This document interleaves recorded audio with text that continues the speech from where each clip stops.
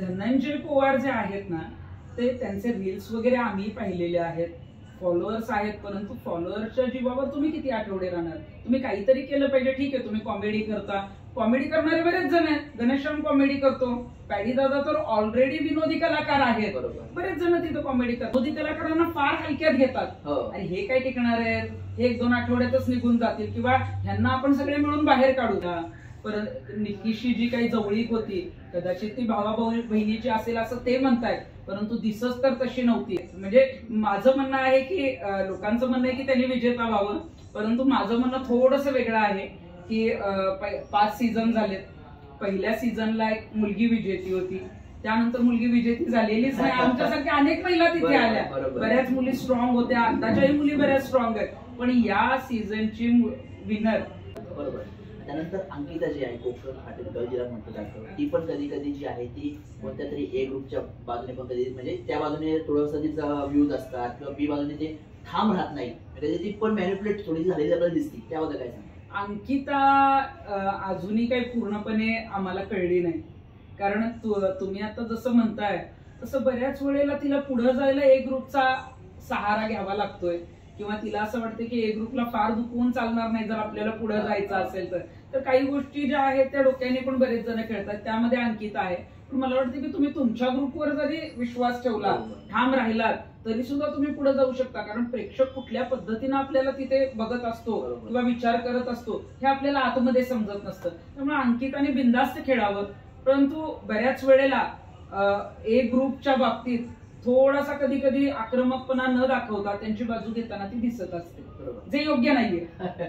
त्यानंतर पुढे आला ते अभिजित बऱ्यापैकी सगळ्या जण म्हणतात की अभिजित हा टॉप 3चा कंटेस्टंट आहे. तो ज्या पद्धतीने माइंड शांत ठेवून खेळतो, प्रत्येकाबरोबर त्याचं चांगलं आहे, तर त्याच्याबद्दल तुम्ही काय सांगा? अभिजित फारच हुशार, अभिजित हुशारीने खेळतोय.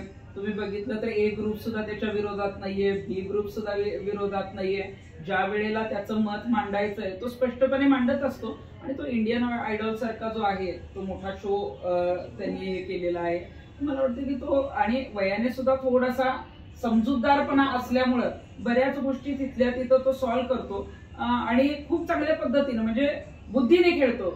बरेच जण काय बुद्धीने खेळत नाहीत, तो मात्र तो विचार करून की बाबा ह्या वेळेला मग ह्या आठवड्यात आपण कसं खेळलं पाहिजे, कुणाला दुखवलं नाही पाहिजे, कुणाबरोबर आपण राहिलं पाहिजे. मागच्या आठवड्यात तुम्ही बघितलं असेल की निक्कीची आणि जेव्हा अभिजितची जोडी होती तर त्याला अजिबात कुठली चिंता नव्हती, कारण निक्कीला त्यावेळेला ऑलरेडी पदक मिळालेलंच होतं भाऊच्या धक्क्यावर, ऑलरेडी ती चर्चेत होती आणि मग त्याच्यावर राहिल्यावर आपण पुढे जाऊ शकतो. कदाचित हा एक हे होता, परंतु त्याचाही स्टँड तो करत असतो. पण मला वाटतं की तो बराच पुढे जाऊ शकतो कारण तो बुद्धीने गेम खेळतो. तर आपण पाहतो की टीबी दादा सुद्धा मध्ये थोडंफार चांगलं बोलत असतात किंवा एक चांगला स्टँड देतात दिसतात, पण कधी थोडा ते बॅकफुटला जातात. त्यांच्याबद्दल काय वाटतं? नाही, धनंजय पवार जे आहेत ना ते त्यांचे रील्स वगैरे आम्ही पाहिलेले आहेत, फॉलोअर्स आहेत, परंतु फॉलोअर्सच्या जीवावर तुम्ही किती आठवडे राहणार? तुम्ही काहीतरी केलं पाहिजे. ठीक आहे, तुम्ही कॉमेडी करता, कॉमेडी करणारे बरेच जण आहेत. गणेशम कॉमेडी करतो, पॅडी दादा तर ऑलरेडी विनोदी कलाकार आहेत, बरेच जण तिथं कॉमेडी करतात. पण फक्त तुम्ही कॉमेडी करत बसाल आणि टास्क खेळताना सुद्धा फार काही ए ग्रुपच्या विरोधात ते नसतात, ते त्यांच्याकडेही जातात की मला वाचवा, मला नॉमिनेट करू नका. अरे तुम्ही तुमचं खेळा ना, तुम्ही जेव्हा तुमचा खेळ दाखवाल तुम्ही पुढे जाल. मी कोल्हापूरची आहे, कोल्हापूरचं एक रांगडे पण आहे. आपण कुठं झुकायचं नाही, कुठं वाकायचं नाही. आम्ही कधी नाही गेलो आम्हाला वाचवा, आम्हाला तुम्ही याच्यात हे करा. आपण जसे आहोत जेव्हा जाऊ तेव्हा जाऊ, पण आपण खेळ करून जाऊ असं ठरवलेलं होतं. त्यामुळे ते रांगडे पण तुमच्यामध्ये का दिसत नाहीये ते आता जर दाखवलं नाही तर मग पुढचा प्रवास मात्र फॉलोअर्स असले तरी सुद्धा मग धनंजय पवारांचा कठीण आहे. बरोबर.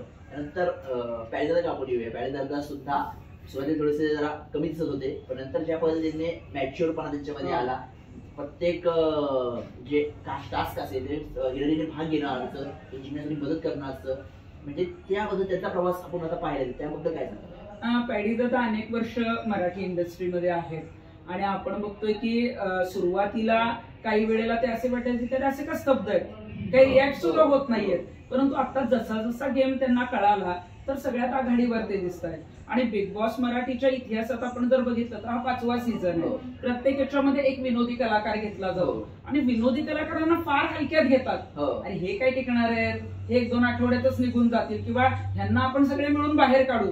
परंतु पॅडी दादा ज्या पद्धतीनं खेळतायत, सूरज सारख्या अगदी कंटेस्टंटला सुद्धा समजावताना दिसत आहेत आणि अगदी ताकदीचा टास्क असेल किंवा काही असेल किंवा समजावणं असेल किंवा बाकीच्या अनेक घरातल्या गोष्टी असतील, अगदी निकीला टफ देणं असेल, तिथं सुद्धा ते माघार घेत नाही. त्यामुळे मला वाटतं की पॅडी दादांचा प्रवास जो आहे तो चांगला सुरू झालाय आणि तो अजून पुढे जाऊ शकतो. त्यानंतर आपण मगाशी चर्चा करत होतो घनश्याम बद्दल. आता घनश्याम जो आहे तो स्टार्टला आला, ए ग्रुप मध्ये सामील झाला, त्यांच्या पदराखाली तो इतके वर्ष पुढे इतके दिवस तो पुढे येत राहिला. निकीची भांडणं झाली, बहीण झाली, निकी त्याच्याबरोबर ट्रोलिंग झालं सोशल मीडियावर खूपच, की त्याचे वेगवेगळे फोटो आले, सगळ्या त्याच्या गोष्टी घडल्या आणि आता तो असा आलाय की त्याला आता ए ग्रुप घेतोय ना बी ग्रुप घेतोय. तर त्याच्याबद्दल काय सांगा? हे बघा, घनश्यामला मी बऱ्याच वर्षापासून ओळखते, अनेक कार्यक्रमांमध्ये आम्ही एकत्रही असतो. परंतु घनश्याम जेव्हा घरामध्ये गेला तेव्हा मला आनंद झाला होता. परंतु जसा जसा तो निक्कीच्या ग्रुपशी जोडला गेला, परत निक्कीशी जी काही जवळीक होती, कदाचित ती भावा बहिणीची असेल असं ते म्हणतायत, परंतु दिसच तर तशी नव्हती. परंतु आपण कुठल्या क्षेत्रातून आलोय, तो 100 दिवसाचा शो आहे. तो शो संपल्यानंतर बाहेर आपण जसे असतो तसे लोकांपर्यंत जाणं गरजेचं आहे आणि तिथं मग निक्की बरोबर ज्या पद्धतीनं त्याचं जे काही चालू होतं, आपण बघतोय की कसले व्हिडिओ तिथे जे काय आहे ते व्हायरल होत आहेत. तर पुढे आपण करिअर करताना या गोष्टी लक्षात घ्यायला पाहिजे. आपण काही गोष्टींमध्ये जर तिथं वावत गेलो, आपल्याला जर काही समजलं नाही, तर पुढे नेमकं आपण या शो मध्ये आपल्याला एकतर फॅन फॉलोअर्स मिळतात, आपल्याला प्रसिद्धी मिळते, पण आपले चारित्र्यही जपणं गरजेचं आहे. तर ते कुठंतरी चारित्र्य त्याचं जे आहे ते काही गोष्टींमुळे आपण बघतोय की ट्रोलिंगवर किंवा लोकांना ते आवडलं नाही, थोडासा त्याचं बोलणं जे आहे तो भाषण करतो.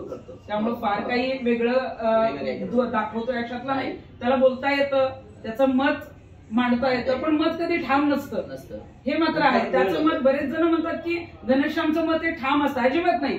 जोरात बोलणं म्हणजे ठाम असणं नाहीये. मी जोरात बोलते, परंतु तुम्ही योग्य बोलताय का अयोग्य बोलताय हेही बघितलं पाहिजे. त्याचं मत कुठेही ठाम नसतं. त्यामुळे ना ए ग्रुप त्याला फार काही गृहीत धरतो अशातला भाग नाही आणि बी ग्रुप तर अजिबात गृहीतच धरत नाही. त्यामुळे मला वाटतं की त्याचा प्रवास आता लवकरच या आठवड्यात संपू शकतो. बरोबर. आणि मग पाहिली सर्व आपण शेवटी सूरजकडे येऊया. त्याच्याबद्दल आपण म्हटलो की रील स्टार तो आता सगळ्यांना दायित्व बनलाय. बरेच जण असं म्हणतात की आता त्याच्यासाठी मी शो बघतोय. आज तो घराचा कॅप्टन झाला, कॅप्टन होता तो म्हणला की बाप्पाच्या कृपेमुळे मी कॅप्टन झालो. तर त्याचा हा प्रवास कसा पाहिला तुम्ही? नाही, जेव्हा सूरजचं वाक्य मी ऐकलं की गणपती बाप्पांच्या आशीर्वादामुळे मी कॅप्टन झालो, हा सरळ साधा मुलगा आहे. गणपती चतुर्थी आहे, गणपती घरी सगळे येणार आहेत, त्यालाही माहितीये की गणपती जे आहेत ते सगळ्यांकडे येणार आहे आणि अचानक अशा टास्क मध्ये शेवटपर्यंत राहणं, असा योगायोग येणं आणि हे सगळं आहे. तर ही गणपतीची बाप्पांची कृपा जी आहे ती सूरज कडे झालेली आणि हे लोकांना फार आवडलं. आणि लोक जे म्हणतायत ना की सूरजसाठी आम्ही शो बघतोय, तर मला वाटतं की असा बराच लाखोंचा वर्ग आहे जो सूरज साठी शो बघतोय. सूरजने गेम सुरू केलाय. कालचा टास्क तर पूर्ण त्याच्या ताकदीवर होता. समोर महिला होत्या, परंतु तो जरी तिघी असल्या तरी त्याची पूर्ण ताकद जी आहे ती एकट्याची एका बाजूला लागत होती. त्यामुळे वाटतं की प्रत्येक आठवड्यात जर तो असाच टिकला तर जनतेला त्याच्याकडून ज्या अपेक्षा आहेत त्या कदाचित टॉप 3 पर्यंत जाण्याच्या ज्या आहेत. म्हणजे माझं म्हणणं आहे की लोकांचं म्हणणं आहे की त्यांनी विजेता व्हावं, परंतु माझं म्हणणं थोडंसं वेगळं आहे की 5 सीझन झालेत. पहिल्या सीझनला एक मुलगी विजेती होती, त्यानंतर मुलगी विजेती झालेलीच नाही. आमच्यासारख्या अनेक महिला तिथे आल्या, बऱ्याच मुली स्ट्रॉंग होत्या, आताच्याही मुली बऱ्याच स्ट्रॉंग आहेत. पण या सीझनची विनर ही मुलगी असली पाहिजे असं मला वाटतंय. पण सूरजने सुद्धा जे आहे ते अगदी टॉप 2 टॉप 3 पर्यंत जावं, परंतु टास्क खेळणंही गरजेचं आहे. कारण आपण म्हणतो की फॉलोअर्स असणं किंवा आपल्याला मतं मिळाली म्हणजे आपण फॉलोअर्स आहे म्हणून आपण तिथे टिकतोय असं नाही. पण तुम्ही जशा पद्धतीने खेळतायत, कारण बिग बॉस मध्ये कसं एक आठवडा कदाचित तुमच्या बाजूने असेल, परंतु एखादा आठवडा तो पूर्णपणे तुमच्या निगेटिव्ह कडे जातो. प्रत्येक वेळेला परिस्थिती बदलत असते, प्रत्येक वेळेला ग्रुप बदलत असतात, प्रत्येक वेळेला जोड्या ज्या आहेत ते बिग बॉस मुद्दाम वेगळ्या लावून देतात, भांडणं वेगळ्याशीच होतात. आदल्या आठवड्यात एकाशी आपण एकत्र असतो तर दुसऱ्या आठवड्यात त्याचं तोंडही बघत नाही. हा बिग बॉसच्या घरातला प्रवास आहे आणि म्हणूनच तिथे आपल्याला जसं खेळायचंय ते न घाबरता जर आपण खेळलो तर मला वाटतंय की जनता सूरज बरोबर आहे. ते ठीक आहे, तो गरीब असेल, त्याला लिहिता वाचता येत नसेल, त्याची परिस्थिती किंवा तो ज्या परिस्थितीतून आलेला आहे, आपण सगळ्यांनी त्याला सपोर्ट करणं गरजेचं. आणि मला वाटतं की तो खेळायला लागलाय आणि तो परवाच म्हटला होता की मला आता एकट्याला खेळायचंय. तू एकटा खेळ, लढ, जनता तुझ्या बरोबर आहे, अजिबात घाबरू नकोस. मला वाटतं की तो लंबी रेस का घोडा आहे. बरोबर. आपण सगळ्या शोचा जेव्हा विचार करतो तेव्हा आपण गोष्टींचा विचार करतो. पहिले जे आहे ते 4 सीझन महेश सर होस्ट केले, आज पहिल्यांदाच एक पहिला सीझन तेच सर होस्ट करता येते. तर या गोष्टींमधला फरक तुम्हाला काय जाणवतो? आता मी सुरेखाताईंशी बोलतात त्या म्हणाल्या की जेव्हा महेश सरांचा शो होता, महेश सर बोलत असताना ते मान खाली करून बोलायचे, जेव्हा ते काहीतरी सिरियस बोलायचे, पण या ठिकाणी जेव्हा रितेश सर त्यांना बोलतात तेव्हा प्रत्येक टॉन्ट करणं म्हणा, गप्पा मारणं म्हणा, या गोष्टी असतात. तर हा किती मोठा फरक तुम्हाला या 2 गोष्टींमध्ये जाणवतो? महेश सर आणि रितेश सर खरं तर प्रत्येकाची एक वेगळी क्वालिटी आहे, वेगळी स्टाईल आहे. महेश सरांना जे जमेल ते रितेश सरांना जमेलच अशातला भाग नाही, पण त्यांची एक वेगळी स्टाईल आपण भाऊच्या धक्क्यावर बघतोय. पण महेश सर जे चावडीवर यायचे आणि ज्या पद्धतीनं ते आठवड्याचा कानोसा किंवा ज्या पद्धतीनं प्रत्येकाला ज्या चुका आहेत त्या दाखवायचे, ते कुठंतरी रितेश सरांच्या स्टाईलने होतंय. परंतु ज्या पद्धतीचा आवाज चढला पाहिजे, कारण इथं सगळे आगाव आहेत, इथं काय कोणी फार काही साजूक सरळ कोणी नाहीये. त्यामुळे तुम्ही ज्या पद्धतीनं त्यांना सांगताय, आता मी अरे तुरे बोलणाऱ्या ती नाही, मी आम्ही जे काय आहे ते आओ जाओ अशाच पद्धतीनं बोलतो. रितेशची ती संस्कृती चांगलीच आहे, पण रितेश सर तुम्ही अजून आवाज चढवणं गरजेचं आहे, किंवा तुम्ही ज्या पद्धतीनं त्यांच्याशी बोलताय ते फार काही सिरियस घेताना दिसत नाही. ते बोलताना निकी हसते, बरेच जण असतात, ब्रेक झाल्यानंतर बरेच जण जे आहे ते त्या गोष्टींवर काहीतरी जोक करताना दिसतात. तर हे झालं नाही पाहिजे. रितेश सरांना ते आल्यापासून भाऊच्या धक्क्याला TRP भरपूर आहे, निश्चितच त्यांचा फॅन फॉलोइंग मोठा आहे. परंतु महेश सर आल्यानंतर आम्ही घरामध्ये परिस्थिती बघितली की चावडी शनिवारी असायची, शुक्रवारी काही जणांना ताप आलेला असायचा, आता सर काय बोलणार, काही जणांचा BP लो झालेला असायचा, काही जण जे आहेत ते आता सर मला बोलणार अरे अशी चूक माझ्याकडून झाली, त्याच्यावर आमच्या दिवसभर चर्चा व्हायच्या. परंतु बरेच जण घाबरलेले असायचे, म्हणजे आमच्यातली अगदी जी काही मुलं अगदी बॉडी बिल्डर होती बरेच, पण ते म्हणायचे अरे सरांच्या समोर आज काय आपला टिकावं लागणार नाही.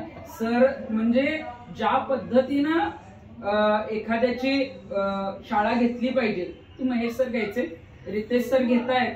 परंतु महेश सरांसारखा थोडासा जो आहे तो समाचार त्यांनी घेतला पाहिजे. मी तर बिग बॉसच्या मेकर्सना हेच सांगेन की मला एकदा रितेश भाऊंबरोबर जे आहे ते भाऊच्या धक्क्यावर पाठवा, मी माझ्या पद्धतीनं जे आहे तो समाचार घेऊ शकते. कारण तिथे आठवडाभर जे घडतं ना ते तिकट तुम्ही ठीक आहे थोड्या वरच्या आवाजात जाऊन चालत नाही, पण समोरचा जेव्हा इतरांची इज्जत करत नाही तेव्हा त्याची इज्जत जी आहे ती आदररूपी असे ना ती उतरवावी लागते. परंतु त्यासाठी तो स्वर असावा लागतो. तर तो त्या पद्धतीचा आवाज महेश सरांचा होता. महेश सरांना ते बोलवतील तर स्वागतच आहे रितेश भाऊंबरोबर, पण एखादा एपिसोड जर मला बोलवला ना तर मी बरोबर त्या आठवड्यात कोणाची जिरवायची ती जिरवू शकते. आता आपण एक छोटासा रॅपिड फायर घेऊ. प्रत्येक सदस्य मी नाव सांगतो, त्या नाव सदस्याचं एका शब्दात तुम्हाला वर्णन करायचं. पहिला आहे तर अरबाज.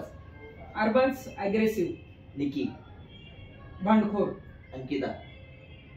कोकण कन्या, पण अजूनही काही म्हणजे जास्त काही दाखवलेलं दिसत नाहीये.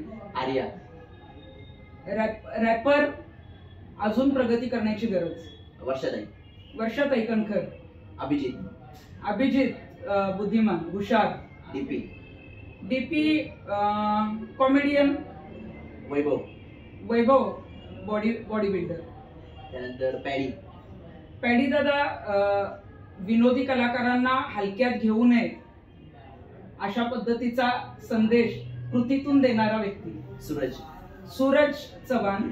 तुम्ही गरीबाची थट्टा करत असाल तर गरीब काय करू शकतो ते कुठलंही नाटक न करता दाखवणारा व्यक्ती म्हणजे सूरज. दादा प्रेक्षकांना काय सांगाल बिग बॉसच्या या सीझन बद्दल?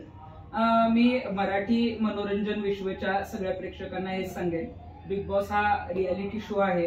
तुम्ही घराघरात बघता, घराघरात बघत असताना तुमच्या ज्या प्रतिक्रिया असतात, तुम्हाला ज्या पद्धतीनं वाटतं त्या पद्धतीनं तो शो सुरू असतो. परंतु मला वाटतंय की तिथे वेगवेगळे कंटेस्टंट दरवेळी येत असतात.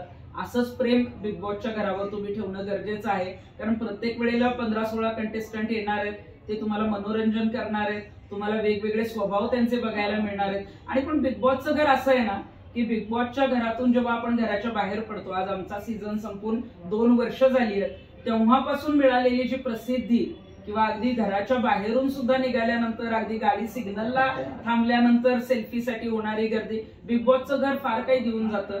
मला बऱ्याच सकारात्मक गोष्टी देऊन गेलं. बऱ्याच गोष्टी ज्या आपल्याला माहित नसतात, ज्या शिकलेल्या आपण नसतो, ते आपण बिग बॉसच्या घरात शिकतो. मला वाटतं की बिग बॉसचं घर तसं आहे. तुम्हाला वाटतं तसं स्क्रिप्टेड नाहीये. फार काही तिथं सगळं आम्हाला कॅडबरी, केक असं काही मिळतं अशातलं अजिबात नाही. घरामध्ये मिक्सर सुद्धा नाहीये. खूप रेशन जे आहे ते आठवड्याचं मोजून येतं. मग एका वेळेला तुम्हाला चपात्या खायच्यात का एका वेळेला भात खायचा आहे ते तुम्ही ठरवायचं. तुम्ही जर डाएटवर असाल, तुम्हाला भात नसेल खायचा, तर बिग बॉस फार काही वेगळं देत नाहीत. फ्रुट्स असतात, त्याच्यावर तुम्हाला दिवस काढायला लागतो. त्यामुळे बिग बॉसचं घर छान आहे, परंतु तिथली ऍडजस्टमेंट करणं गरजेचं आहे. तो एक माइंड गेम आहे. तुम्ही जेवढा तो समजून घ्याल त्यानुसार तुम्ही पुढे जात असता. टास्क खेळले पाहिजेत, सगळ्यात तुम्ही इन्व्हॉल्व्ह झाला पाहिजे. आणि लोकांचं प्रेम मिळत असतं, त्यामुळे लोकांनी त्यावर प्रेम करावं एवढंच सांगेन. आमच्यावर तुम्ही प्रेम केलं. एक सामाजिक कार्यकर्ती, माझ्यासारखी सामाजिक कार्यकर्ती बिग बॉस मध्ये जाते, म्हणजे आजपर्यंत सामाजिक क्षेत्रातून कोणी गेलेलं नव्हतं. मला वाटते की आम्हाला फार चांगला तिथे अनुभव आला. मराठी मनोरंजन विश्व सुद्धा बिग बॉसच्या या सगळ्या सीझन बाबत तुम्हाला अपडेट देत असतं.